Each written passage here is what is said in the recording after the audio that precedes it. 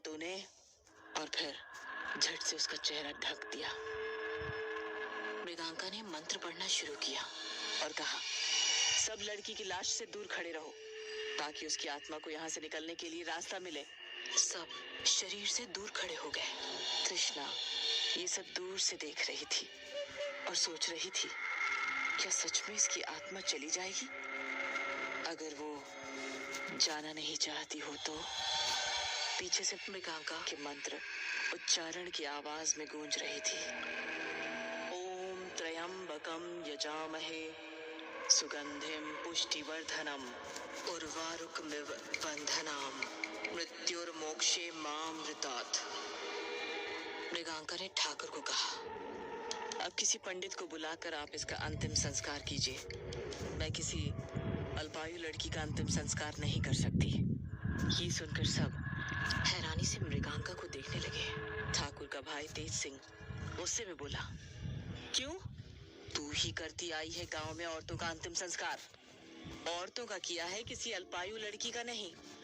मेरी जादुई विद्या मुझे इसकी स्वीकृति नहीं देती। दूसरी तरफ से गांव वाले कहने लगे, लेकिन अभी पंडित कहाँ से लाएंगे? और आत्महत्या वाली बात है, बाहर बात गई तो ठाकुर साहब की कितनी बदनामी होगी। मृगांका किसी से बहस नहीं करना चाहती थी। उसने समझाते हुए कहा, ये गलत होगा ठाकुर, बात मानो और पंडित को बुलाओ। ठाकुर अब अपनी कुर्सी छोड़कर मृगांका के पास आए और बोला, तुझे पैसा राशन सब डबल करके दूंगा मैं, बस इस लाश को रफा दफा कर। मृगांका को ठाकुर की बात इतनी अजीब लगी कि उसने कह दिया, बेटी है तुम्हारी ठाकुर, ये कैसे बात कर रहे हो? उसकी आत्मा की शांति चाहते हो तो जैसा कहती हो वैसे ही करो। मृगांका की बात सुनकर गांव की एक बूढ़ी बोली, पागल हो गई है क्या? ठाकुर साहब को मना कर रही है। इतने साल से उनके टुकड़ों पे ही पल रही है तू, वरना कब का तुझे गांव से धक्का मारकर निकाल दिया गया होता। मृगांका ने अपने स्थान से उठते हुए बस इतना कहा, मेरी विद्या इस लड़की को मोक्ष नहीं दे पाएगी। चल तृष्णा। मृगांका ने कदम आगे बढ़ाए ही थे कि उसे पीछे से चिल्लाने की आवाज आई, मौसी, मौसी। मृगांका पीछे मुड़ी। तृष्णा को गांव वालों ने पकड़ कर रखा था। मृगांका ये सब देखकर हैरान थी। वो कुछ कहती कि छोटे ठाकुर ने उसे धमकाते हुए कहा, मेरी भतीजी का क्रियाक्रम नहीं हुआ तो आज इसका होगा। मृगांका का भय उसके गले तक आ पहुंचा था।